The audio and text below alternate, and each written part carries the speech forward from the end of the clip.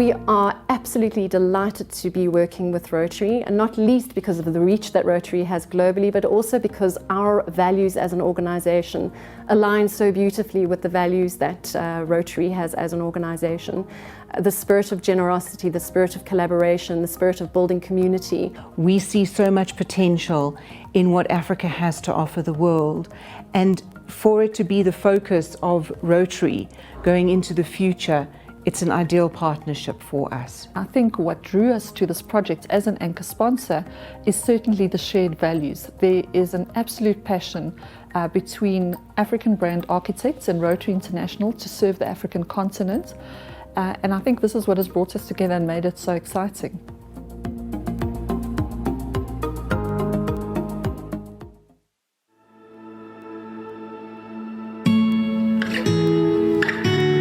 A single act of good can go a long way. It can cross oceans, cure disease, and create equality. As members of Rotary, we are people of action, and our actions have the power to speak loud and clear. Our vision and commitment to finding solutions keeps us connected to those who need it most, changing lives and creating opportunities with our groundbreaking work in education and literacy. There are more kids enrolled in school now than at any other point in human history, which is why supporting teachers is key. In classrooms, our innovative approach creates critical thinkers and big dreamers with the skills to achieve. Our global grants train teachers to use materials, new methods, and technology to inspire and energize students of all ages. We believe education has the power to lift families up, make real change, modify behavior, create healthy habits, and open minds. We believe that education creates security and safety in families so they can support, provide, and make informed, empowered decisions. Your contribution keeps students far and wide connected to a world of good. Every donation is an action that speaks volumes across classrooms, communities, and continents. Because the distance between an act of good and the lives it touches isn't as vast as you might imagine. Learn how you can support the cause that means the most to you. Welcome back from your comfort break. I am honored to introduce to you South Africa's leading social investment fund manager and advisor, Chikululu Social Investments, to tell us more about their amazing work in basic education and literacy. Please join me to welcome their Chief Operating Officer, Nikki Griffiths. Nikki?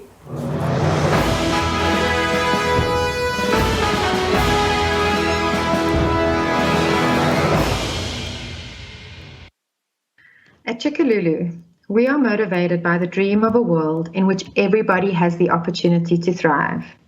Central to this dream is the belief that everyone will have the ability to shape their own future. In all areas of development, education is central to achieving a world that is more equal and a world where people can make choices for themselves. At Chikululu, we work directly with social investors to design and execute their social development strategies. We work with funders who in different ways are seeking to change the system and who are committed to improving the life outcomes for children. Scientists, economists, and development experts all agree on the importance of investing early in children to build a society that is successful.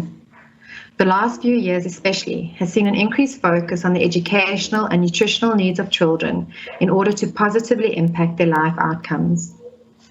Our development goals at a national level in South Africa are defined by the National Development Plan. The NDP, as it's commonly known, is aligned to the international targets of the Sustainable Development Goals. Goal number 4 in particular deals with quality education, which includes the targets of universal access to primary and secondary school education and almost universal literacy of the youth by 2030. Over the last few years, South African funders have worked together on key national initiatives to positively influence the education system. In 2021 alone, the private sector invested over $50 million in education. Collaborative initiatives focusing on promoting literacy, childhood nutrition, and policy changes have all been established. The first social impact bond, piloted in South Africa, invested in improving early childhood outcomes in the Western Cape. Projects ranging from working directly with the state by investing in data management systems to working with individual schools to improve learner outcomes are taking place. Africa is a place of innovation in the education space. Private low-fee schools have been established in a number of African countries, including South Africa and Kenya. These schools, although not part of the traditional public sector, are motivated by the desire to contribute to the broader vision of universal access. Investing in education has always been a complex task. It needs a strong system, good teachers, committed parents, and infrastructure. This task of universal access to quality education has been further complicated by the impact of COVID-19. COVID-19 has exposed the inequalities that already existed in the system and made the SDG targets even more difficult to reach. But as with all development challenges, change is possible. Quality basic education and investment in the early years of children is the key to tackling the future. It will determine how our children can engage with the fourth industrial revolution, find solutions to climate change, and close the gap between the developed and the developing world. We look forward to a world that we know is possible, a world where every person will have the opportunity to thrive. Thank you all for your time, and we wish Rotary a happy 100-year anniversary of fostering change and impact in Africa.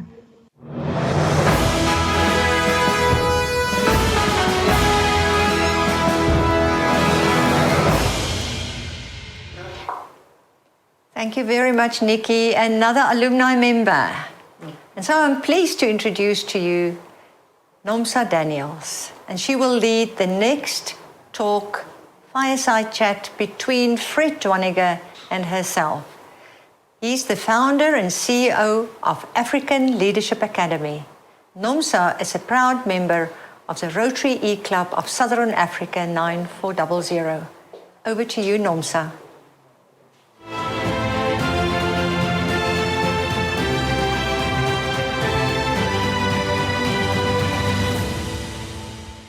So for this session, I have the absolute pleasure of speaking to Fred Dwaniger, founder of the African Leadership Group. Now, Fred, I know that for many people you don't need any introduction, but for those who don't know you, given that you're speaking to a global audience today, could you just say a little bit about yourself?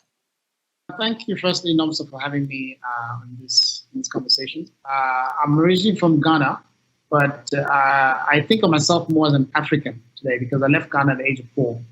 And every 4 years of my life, I moved to a different country in Africa. So I lived in Gambia, Botswana, Zimbabwe, South Africa, Mauritius. Because of my love for Africa, I started thinking about what would it really take to make this continent meet its full potential.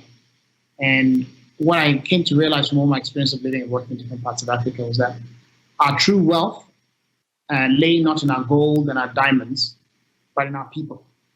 And that unless we develop our capacities, as our human capacity, we wouldn't really be able to achieve our full potential. So I've been involved in the field of education for the last almost 20 years, because I really believe that leadership capacity is one of the greatest human capacities that we need on the continent. And so, that's what led me to start the African Leadership Group, which is a series of institutions on the continent with an ambition of developing 3 million leaders for Africa by 2035.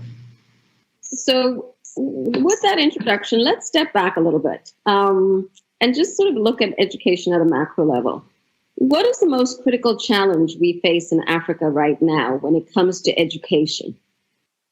Big challenges that I see when it comes to education. One is access, and the other one is quality.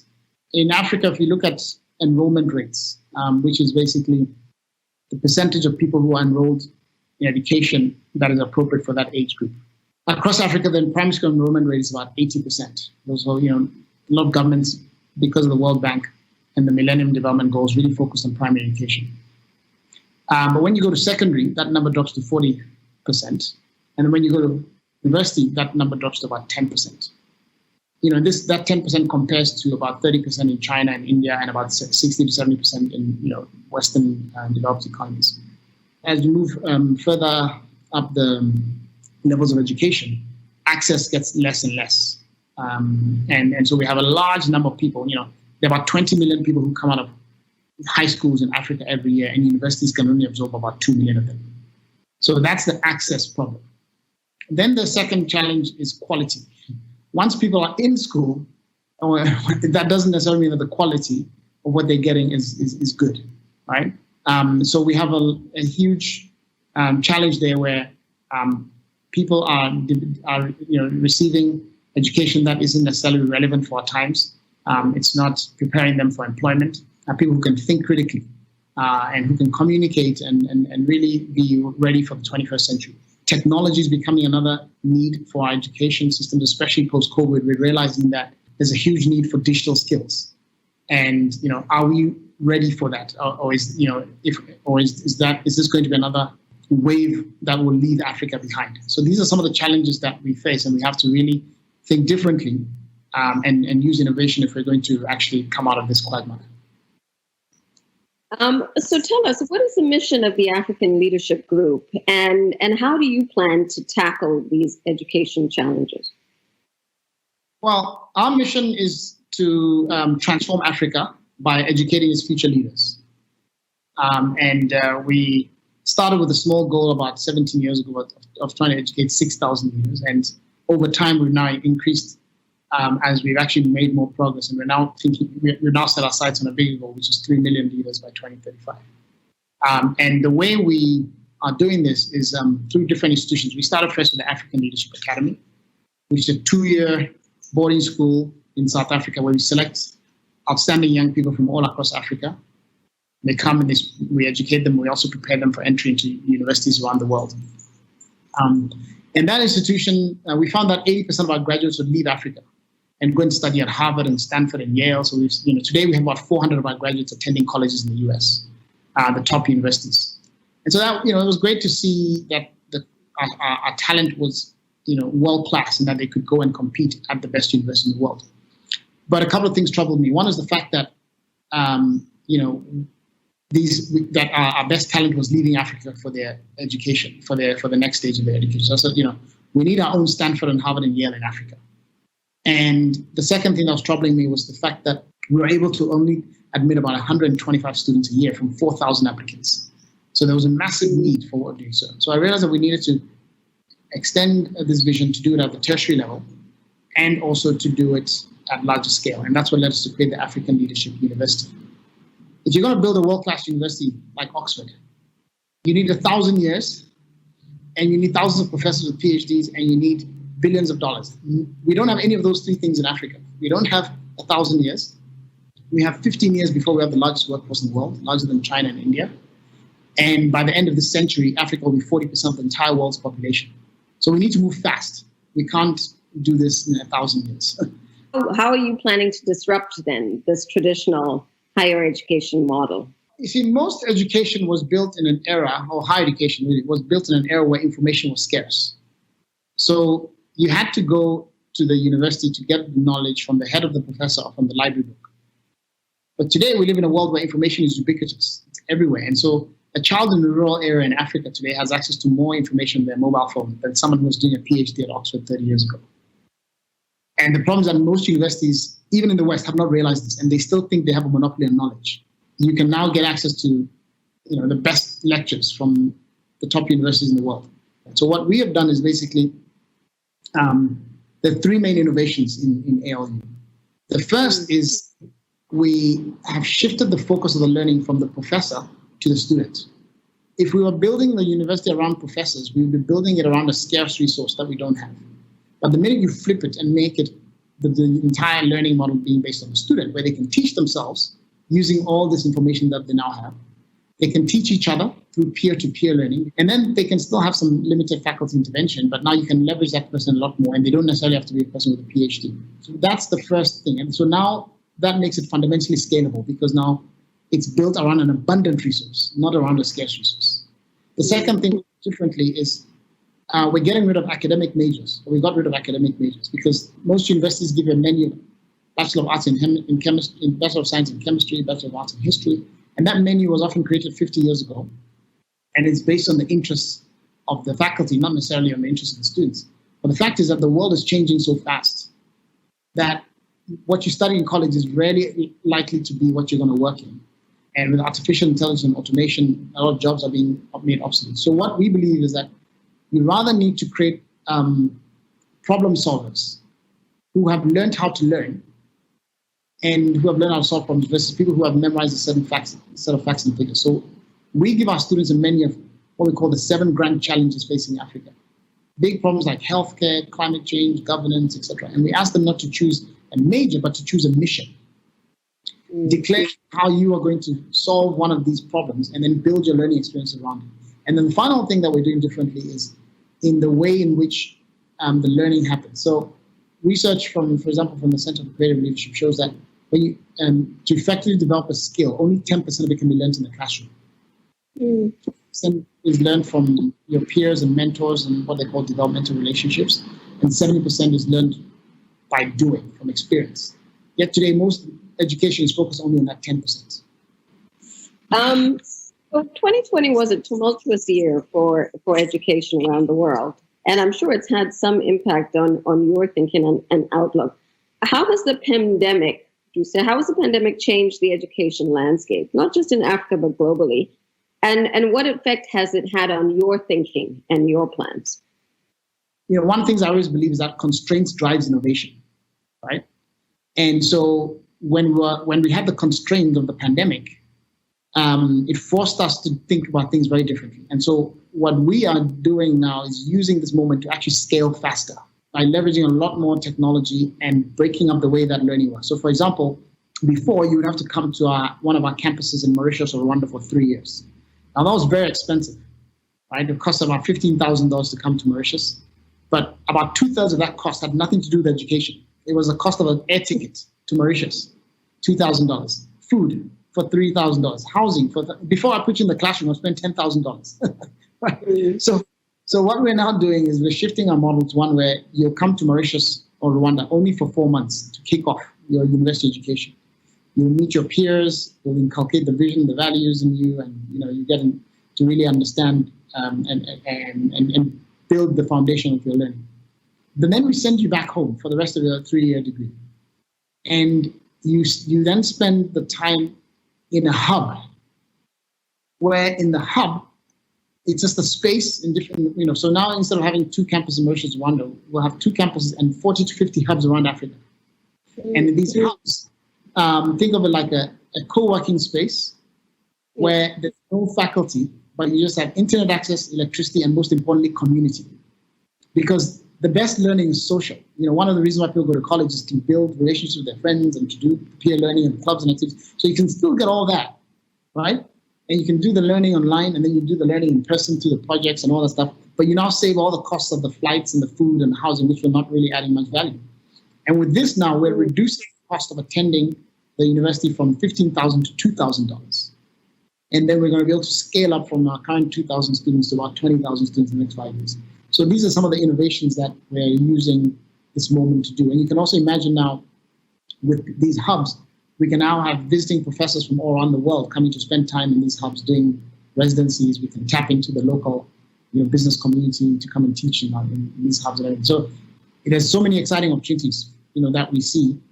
And that's why I say constraints drives innovation. And I think that if the world doesn't ignore some of the lessons we've learned from the experiments that have happened in education, this could be a real dawn in a new era for education around the world.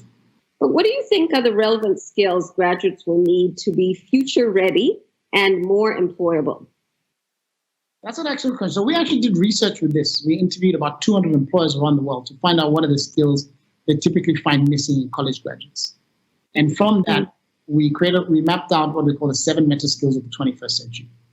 And what employers told us is that they wish and graduates would come to them with, number 1, critical thinking skills, right? Ability to think for themselves, to solve problems, and ask the right questions. Critical thinking is number 1. Communication is another critical skill that employers are really looking for. Leading yourself is critical. Leading others, so in teams and collaboration, etc. Data analysis and decision making.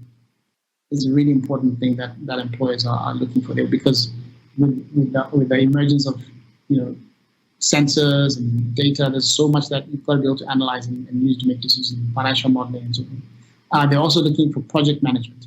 Can you take a complex task, break it down into smaller bits, and then come up with a project to actually implement it? And then finally, the seventh mental skill is entrepreneurial thinking. Can you look at a challenging problem and come up with creative ways to solve it with limited resources? So these are the skills that we think will always be in fashion, whether artificial intelligence takes your job or not. If you have these skills, you can learn new things and remain more relevant.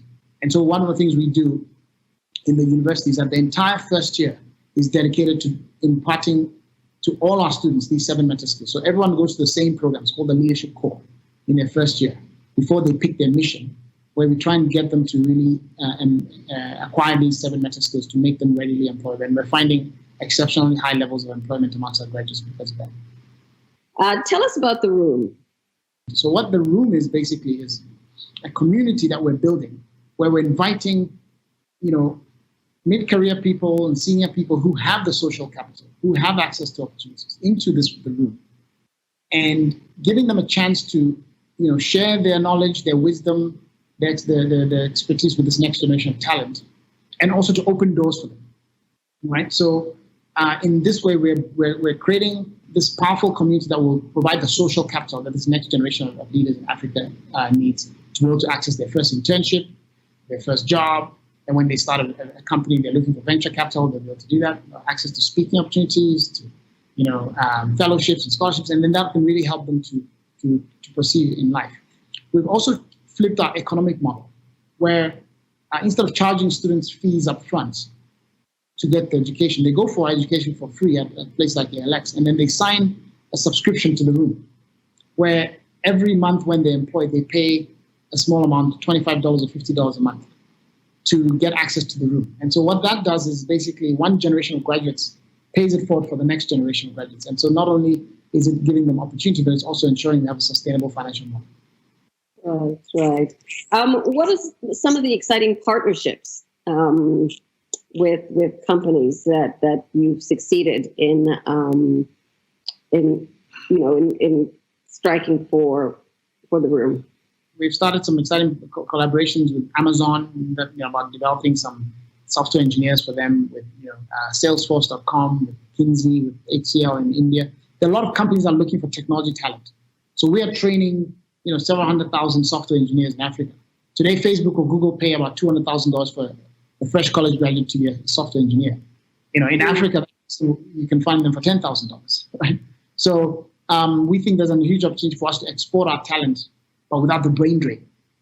And I think that's what COVID has allowed us to do, is that companies are a lot more open to remote talent.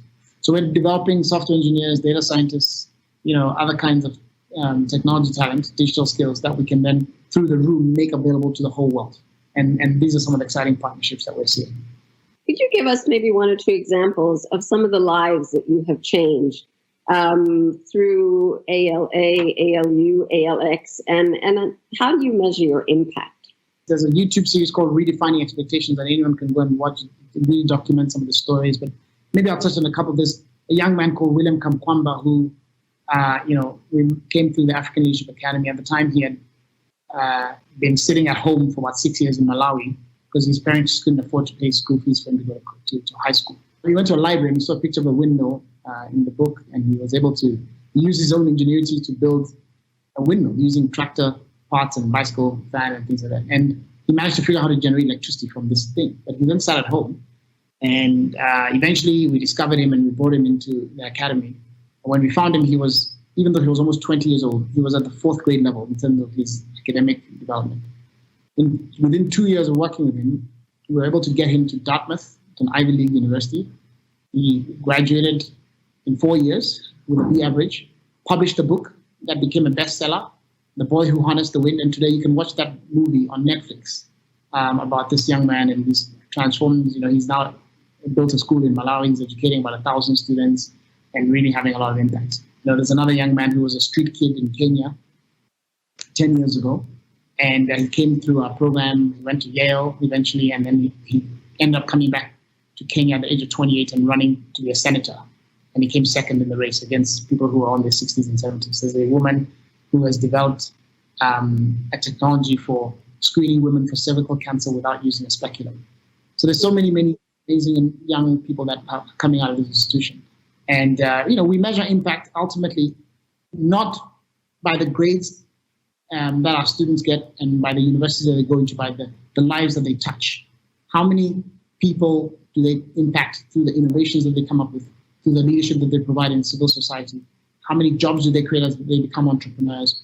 And that is really how we measure our impact. My final question to you is, what keeps you up at night and what excites you about the future? What keeps me up at night is,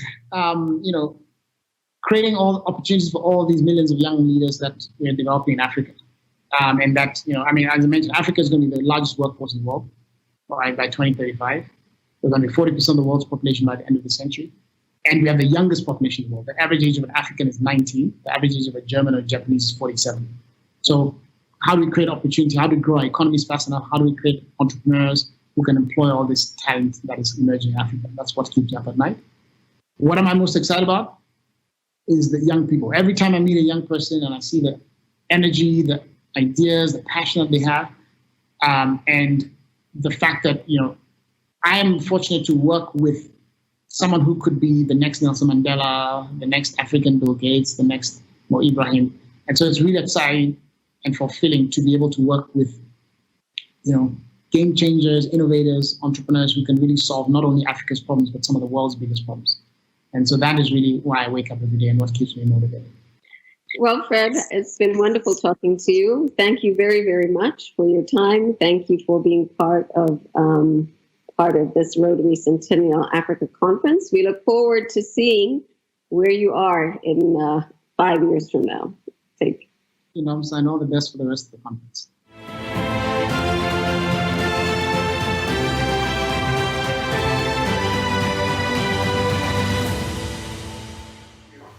Oh, that was an awesome fireside chat between Nomsa and Fred. And now to moderate the panel discussion is Rotary Public Image Coordinator for Region 28 and a member of the Rotary Club of Harare West, past District Governor Leanne Shearing. Leanne is a board member of Rotary Africa and has just completed her first session as facilitator at the Rotary Regional Leaders Global Institute. Over to you, Leanne.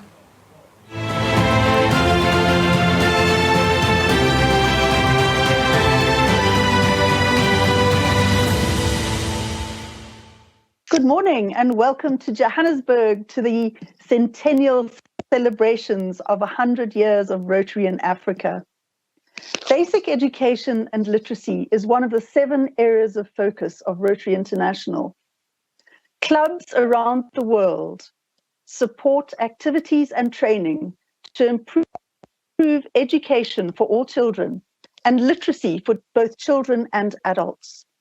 Today we have an incredible panel discussion focusing on too little access, not enough learning, solving Africa's twin deficit in education.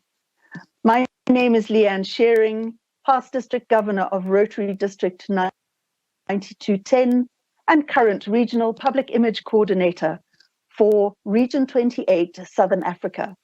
A little bit of background. At the dawn of independence, respective incoming African leaders were very quick to prioritize education on their development agendas. Attaining universal primary education, they maintained, would help post-independent Africa lift itself out of abject poverty.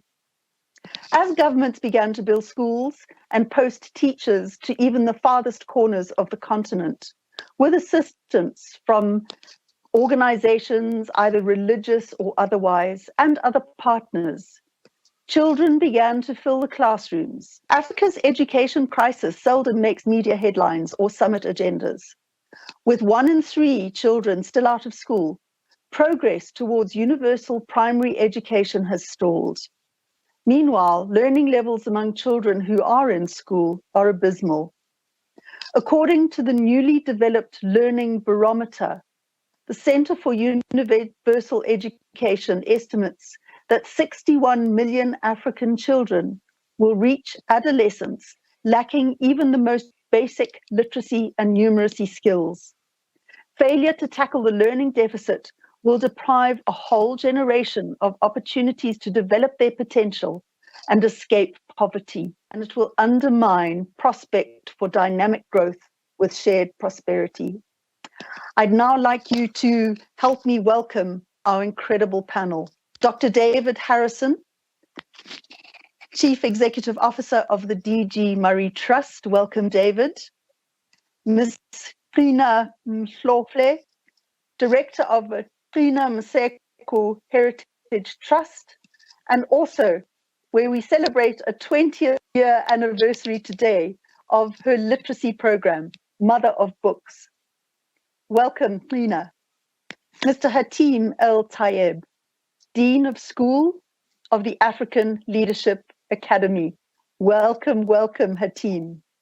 And last but by no means least, Bonnie Mbiti, Chief Executive Officer, Computer for Schools, Kenya. Welcome, Bonnie.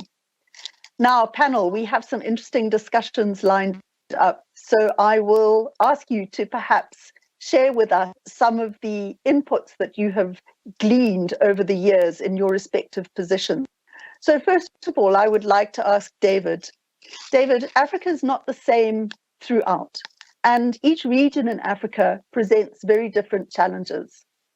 Can you perhaps give us a breakdown of the challenges in basic education that you've identified in your particular region of the continent, or in any of the regions that you may have worked in?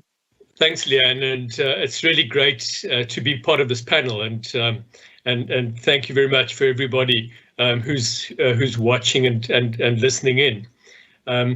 I think before we start talking about issues of access, I think it's useful for us to start with the basics, to start with the roots of learning, because if we don't understand what constitutes learning, if we don't understand what enables children to actually get educated, we're not going to be able to design the right sort of interventions. We're going to end up going down the same old routes that don't improve outcomes at all.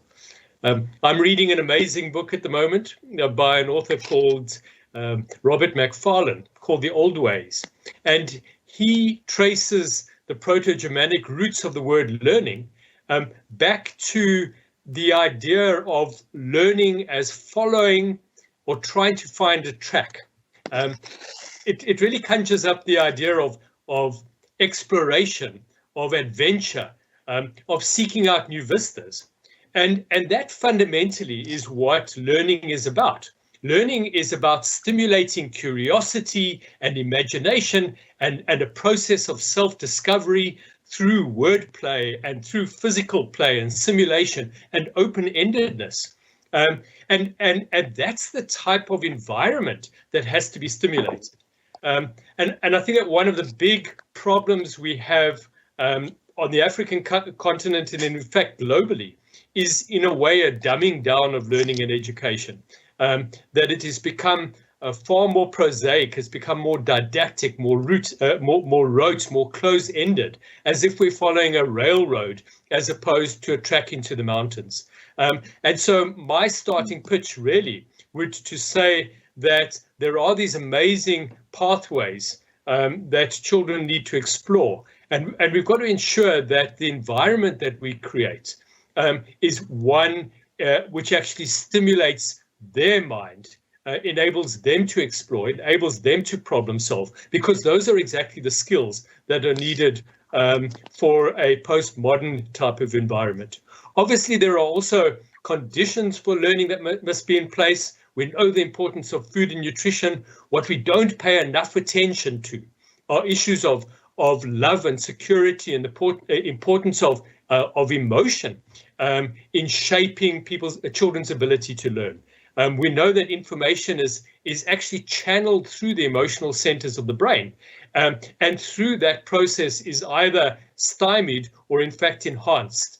And so as we think about the type of learning that we need on our continent, we have to be thinking about how we bring together and respond to the emotional and psychological challenges of our children as much as we do to the 3 R's. David, thank you. Very insightful indeed, and extremely thought-provoking for all the people involved in education, not only through Africa, but in other parts of the world as well. As you say, we need to have stimulating environments. So perhaps I will ask Hatim, do you think that there's a silver bullet, as it were, to solving these challenges? If there isn't a one-size-fits-all, how do we approach things systematically to try and solve these very real challenges, not only for now, but for generations to come? I think it's important, without sounding like we're beating the same old drum, whenever we're talking about challenges on the African continent or anywhere in the global south, to appreciate that 100 years ago, we were starting with a system that was built for a different purpose. Education systems across the continent that we inherited from colonial systems weren't designed for universal access. They weren't designed for universal empowerment. In fact, they weren't that way anywhere in the world. And so we leave colonialism with a pretty bad set of facts. And then we have this really immense aspiration to say we're going to create a system that gives everyone a dignified life. Add to that, that even in the most advanced and well-resourced societies in the world, this is a difficult problem. It's not a difficult problem just here. Some of the richest economies in the world struggle with significant inequality and with worsening education outcomes in the current millennium, which is shocking. And it becomes easier to understand when we appreciate just how complex an undertaking education is. And I think a lot of what Dr. Harrison pointed out, these important ideas about what makes the brain tick, what makes education worthwhile, these are things that we still have long-winded debates about. And the fact that we're still debating the fundamentals makes it really hard to solve the problem. So it's not all bad news. I think that even though there's no silver bullet, there's a few things that we should pay attention to. I do think in the last 25 years, at least, in my short experience in school leadership, that some of the research-backed, evidence-backed sort of approaches are becoming more and more agreed upon. Some of it is, grounded in cognitive science. We know things about, interleaving or distributed practice, or just how memory works. We know things about dual coding and how we take in information. We've been able to do away with some of the myths that we'd been acquiring for a while around learning styles. And I think increasingly teachers, schools, education systems across the world, and certainly on the continent, are being equipped with good information. I think a persistent challenge, on the other hand, and something that requires a systematic resolution is this is slow-going work. We're not going to see results in a day or 2 days or a month, but we need to have the patience to make meaningful investment over a really long period of time. And I think once people are willing to hold politicians to account over a long period of time and not expect, overnight results, things will be a little better. I'd love to go back. I just take one quick comment on what Dr. Harrison said. An interesting example when we talk about discovery and play as the center of learning, that some people will point out is they say at the very beginning of the typical education life journey in kindergarten, there's very little structure and we let people discover by learning. And then at the very end, when you're doing a PhD, it's the same. No one's telling you what to do. And it's everywhere in between that we insist on having a lot more structure. And the one thing I'll say about that is I absolutely believe that learning should be joyful, but especially when we're talking about literacy and basic skills. There is a responsibility we have as educators to make sure that school leavers are equipped with meaningful knowledge and skills that allows them to access a dignified life. And some of that you can acquire by discovery, but some of them it's useful just to point in the right direction. But I'll stop there. Oh, that's awesome. Thank you. What really excites me is that learning should be joyful. And I think, although here we're talking about early learning and education at schools, I think they can further. So even once you've left university, every time you go to a seminar or whatever, learning should be joyful. It shouldn't always be this serious, I'm head of this huge corporation. So, and that's one thing that's going to stick with me for a long time. Thank you so much for sharing that. I'm now going to go to somebody who I know is passionate about literacy, because we've heard we're celebrating a birthday today, for 20 years of this wonderful, wonderful initiative. Pina, can I please ask you, what do you feel is the most exciting or perhaps the most effective learning environment would be in an ideal world? Thank you so much. It's a great honor to be part of this very, very important discussion. And I have always wanted to know, the curiosity, I guess it's somewhere in the factory when they designed me, there was always that curiosity. I wanted to know things. I always asked questions.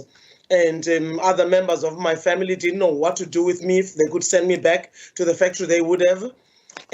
But then I had a grandmother who said, in fact, I do have a story just about that. And she told me a story.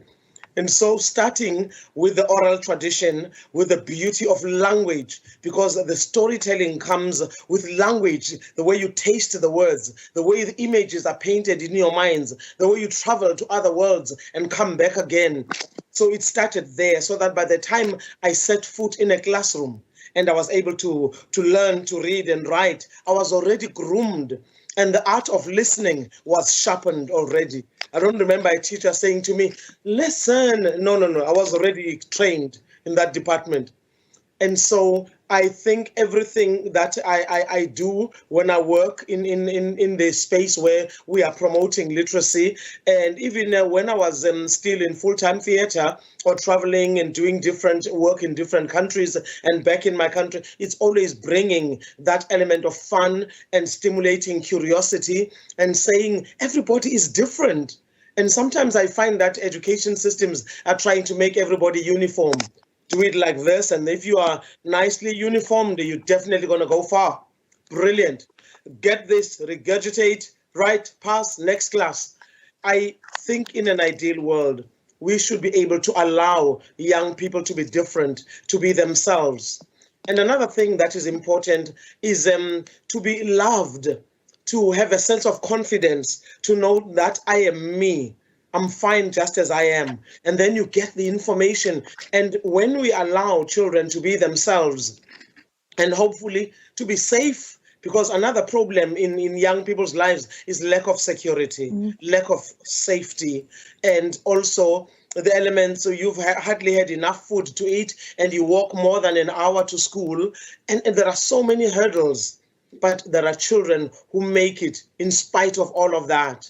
And then there are teachers who are unbelievably dedicated and committed, and I always make it my business to honor those types of teachers. Because in the 20 years of our literacy campaign, Nozincwadi, not to mention the teachers who inspired me personally, in our literacy campaign, we've zigzagged all 9 provinces. We have seen teachers who give everything of themselves beyond the call of duty.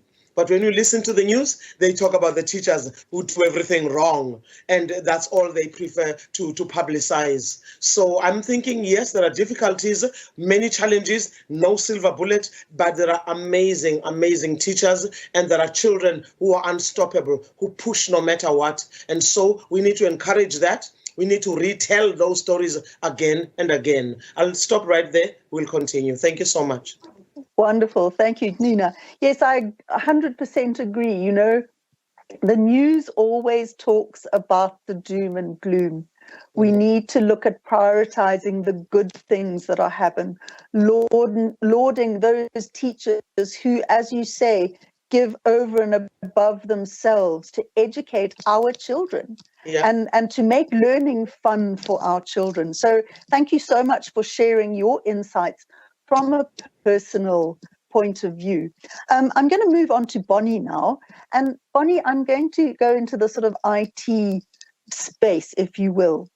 So as technology moves the world forward, and we all know that finding itself in many classrooms around the globe, especially in light of this COVID pandemic. Supposedly helping kids to learn better, access information faster, etc. But we often speak of the bridging of this technology divide.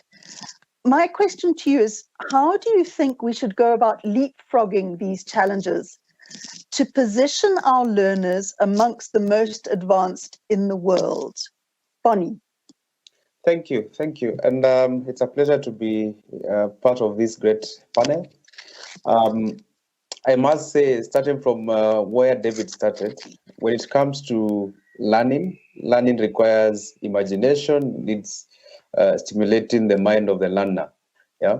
And when you apply technology, that is one way you're sure that you will definitely ignite the mind of the learner. And with technology, you realize that you also make the learner to be unlimited. You can learn from anywhere. Yeah, classroom can be anywhere. I like how the past speakers have said learning is joyful. Yeah, for us, we believe in the tech world, we believe that learning can be anywhere. And you can see the huge appetite of devices all over the world.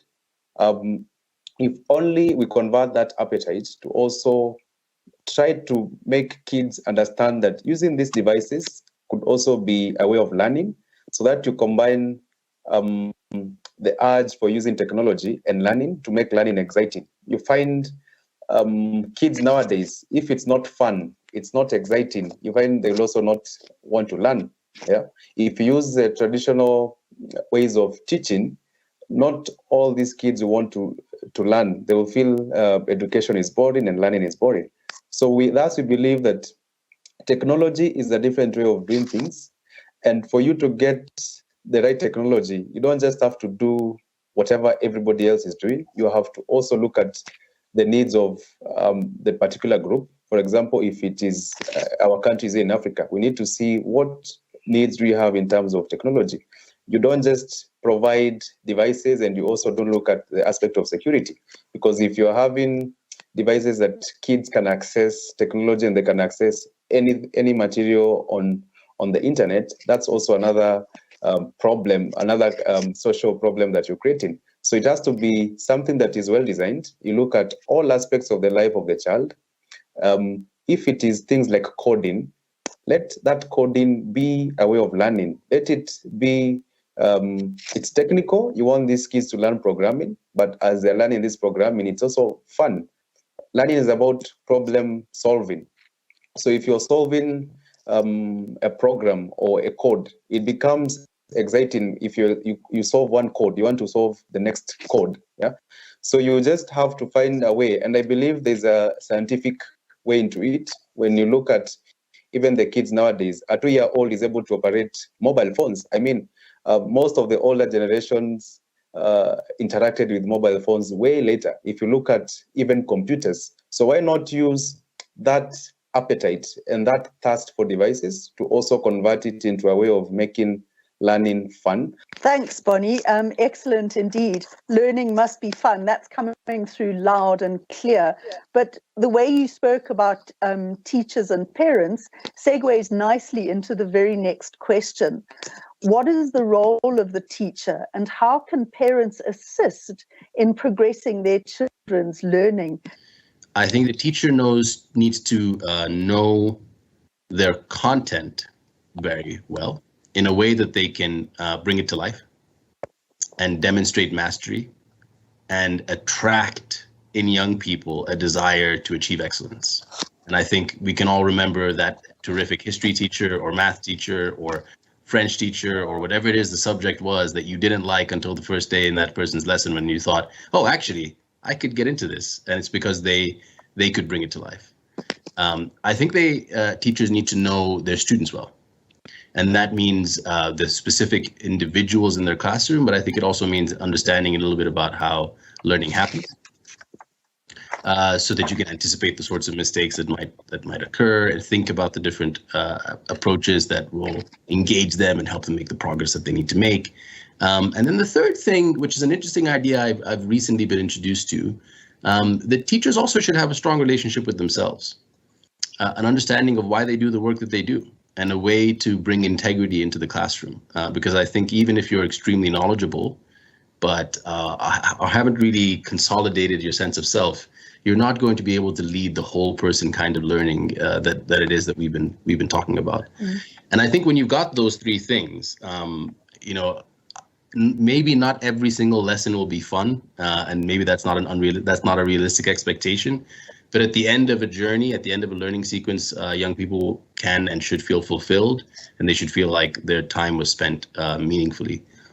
I think I'll say a little bit less about the role of the parent. Not being a parent myself, but having been a teacher, I feel like I have the right to talk in the teacher's voice. Maybe someone else will want to add to it.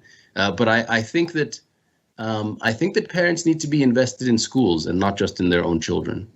Because what really enables a meaningful experience for your child is a healthy, successful school environment, and not just advocating for your own child's interests. And there are probably ways in which every parent can contribute to the whole school community, whether it's through their networks, through their resources, through their time. And I think the more families become integrated with the school environment, the more beneficial it is for all learners.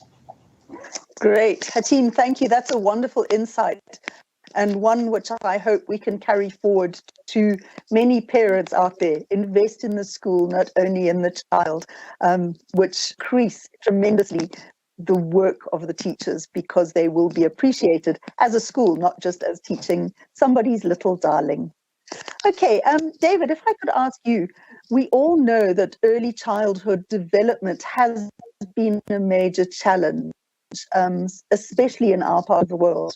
And obviously there are many hurdles like nutrition, good nutrition, reading and writing with understanding before they start mainstream primary schooling.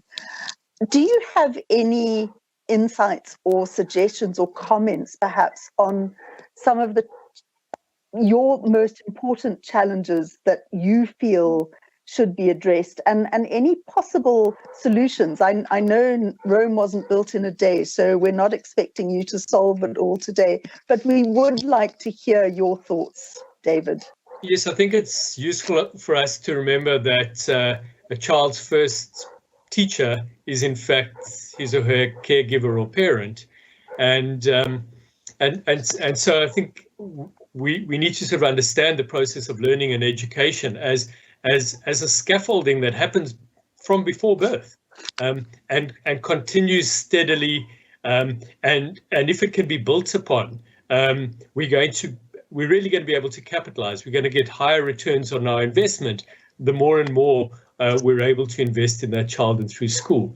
And so I think one of the big failings and one of the potential opportunities for the African continent is to take early learning and early childhood development more seriously, to understand its value, to understand that if we truly invest in children, we will get far greater returns, not only in terms of education, but ultimately in terms of throughput into higher education and ultimately into economic productivity. Early childhood development is probably the most powerful investment in human capital that a country can make. And for some reason, we don't want to make that investment. So what needs to be done? I mean, we've got to start with where we are today. We can't assume that in the next 10 years, every single child is going to be in a glamorous early learning center. We have to start with where children are at. And a lot of children are in some form of out-of-home caregiving. They may be with a gogo, an old granny, or with some sort of informal center. That's an opportunity.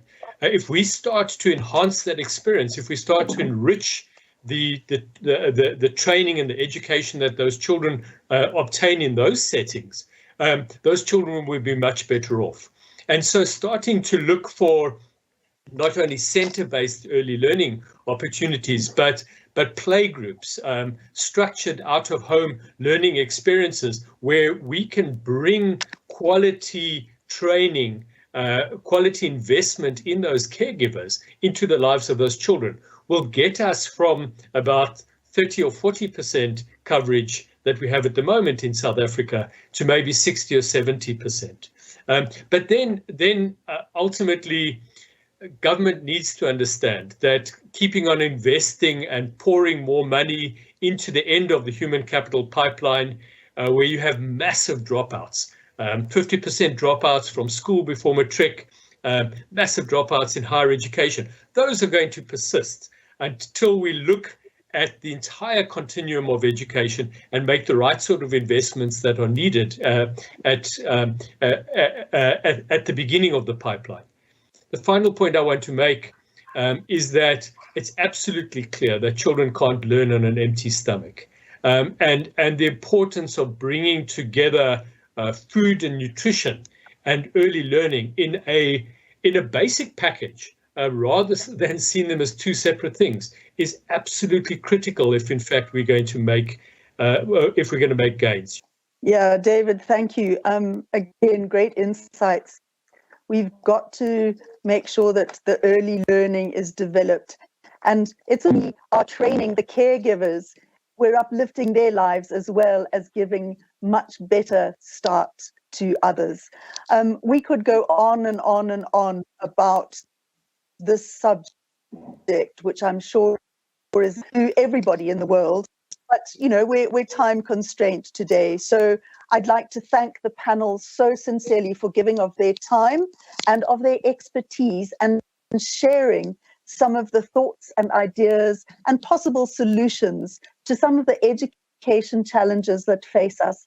And may you long continue to teach and train children to develop to their full potential in Southern Africa, in East Africa, in Africa, and the world beyond. Thank you all so very much for being part of this panel today.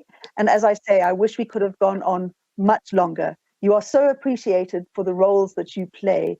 And again, thank you so much for being part of this discussion. We have all learned an enormous amount of information. Thank you indeed.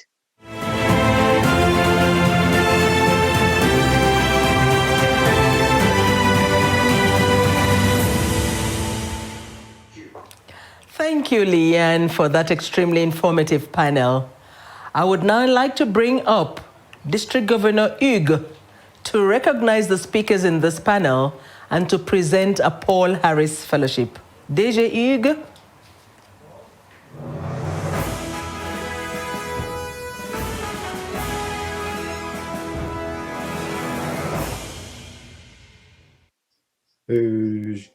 Chers amis, chers dignitaires du Rotary, tout protocole respecté, bonjour.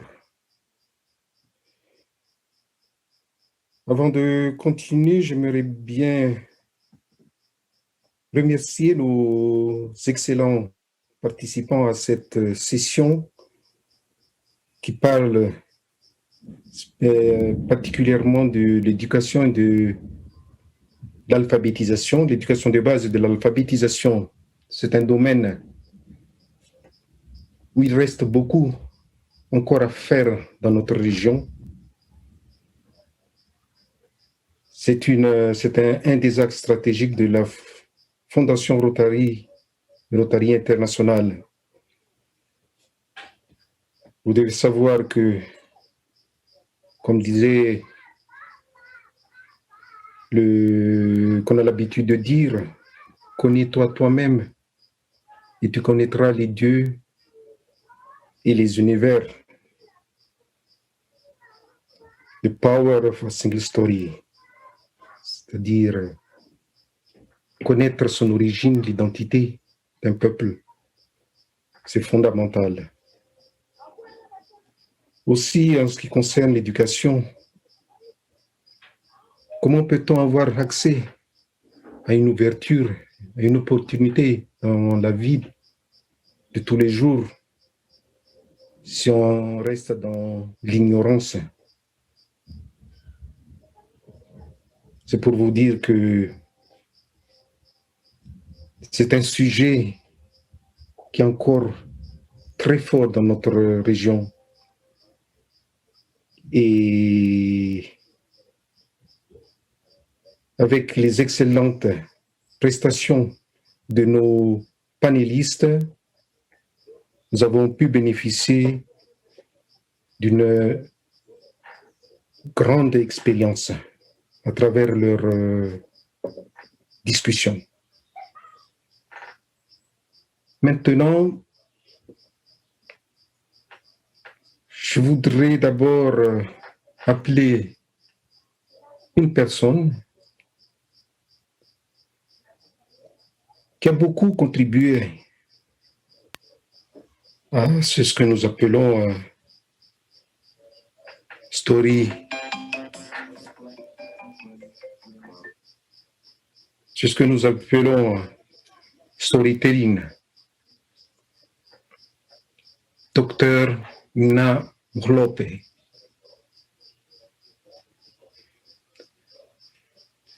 Docteur Mhlope est une conteuse.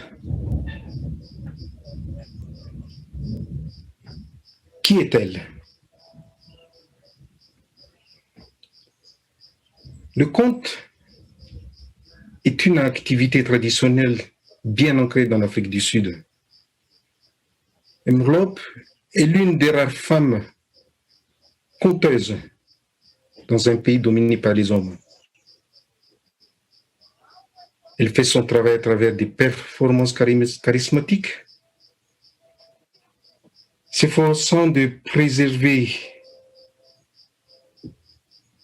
les contes pour en faire un moyen de garder vivante l'histoire et d'encourager les enfants sud-africains à lire. Elle raconte ses histoires dans 4 langues en Afrique du Sud: l'anglais, l'afrikaans, le zoulou et le xhosa. Elle a commencé à prendre de l'importance sur le conte à Chicago en 1988, quand elle jouait dans une bibliothèque, dans un quartier majoritairement noir, où des publics incessamment grandissants ne cessaient de lui demander de représenter. Pourtant, elle a commencé seulement à en faire une carrière après avoir rencontré Annie Bogi, l'un des poètes légendaires du folklore africain. Depuis donc, Mhlope est apparu dans les théâtres de Soweto, à Londres et dans tous les 4 coins du monde. Elle se présentait, ses travaux, la majorité de ses travaux sont traduits en allemand, en français, en italien, en swahili, en japonais. Mhlope a beaucoup voyagé en Afrique, dans d'autres pays du monde, pour animer des ateliers. Elle détient 3 doctorats honorifiques. Chers amis, je vous prie de vous joindre à moi pour lui décerner une distinction de la Fondation du Rotary International. La Fondation du Rotary International a décerné le titre de Polaris Fellow à Nina Mhlope, en reconnaissance de son aide généreuse et de son soutien en faveur d'une meilleure compréhension et de bonnes relations entre les peuples du monde. Chère Nina Mhlope, je te remets cet insigne, porte-le avec fierté et sois-en digne. Maintenant, chers amis, permettez-moi de remercier nos participants à cette session, en la personne de PDG Liane qui est l'assistant régional de l'image publique dans notre zone. Avec les panélistes suivants, Fred Swaniker de l'African Leadership International, une conversation avec le rotarien Nomsa Daniel, et aussi le docteur David Arzisson du Murray Trust, de Hatim El Taeb, the Dean of School, African Leadership Academy, de Boni Biti, du Computer for School Kenya, et évidemment notre cher récipiendaire Knina Mlope du South African Story Teller. Chers amis, merci de votre attention.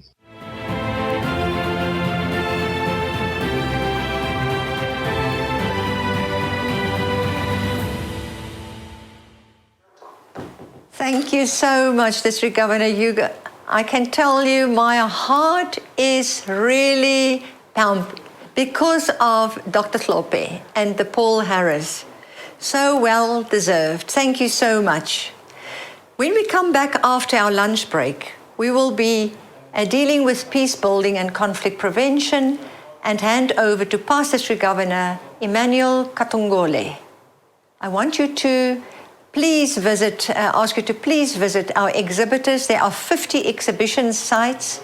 And I tell you, this morning we had over 1,600 people dialing in and out. And so we're very excited about everybody that's participating. But before we do go on to the break and the lunch break and be back at 13:35 or 1:35 South African time, please join me in watching this unique program, the Tutu Desk, an easy way for you to get involved. Over to you, Tutu Desk.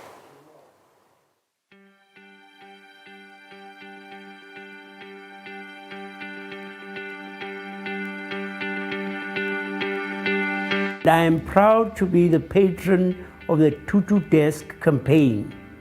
In sub-Saharan Africa alone, over 95 million children who go to school do not have a desk. Globally, the numbers are even more staggering. The Tutu Desk is a simple yet critical part of the school infrastructure, which dramatically improves literacy development, access, retention, and learning outcomes wherever it is deployed.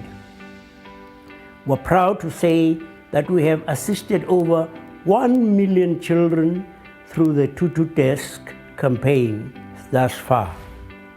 But there is so much more to do, and through the Emergency Coalition, I commit to help the Tutu Desk campaign reach its goal of 20 million desks to 20 million children.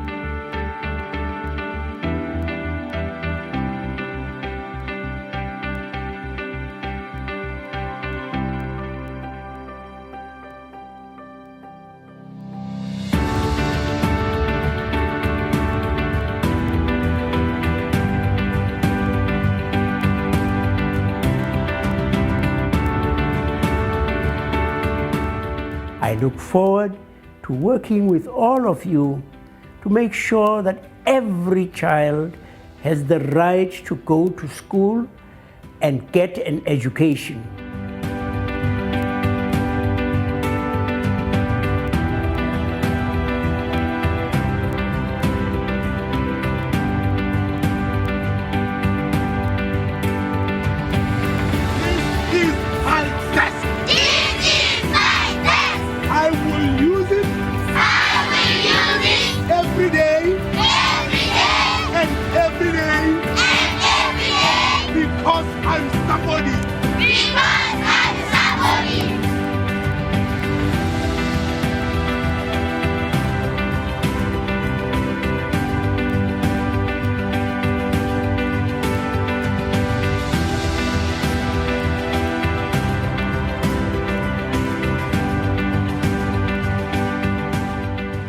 God bless you all and the important work that you do.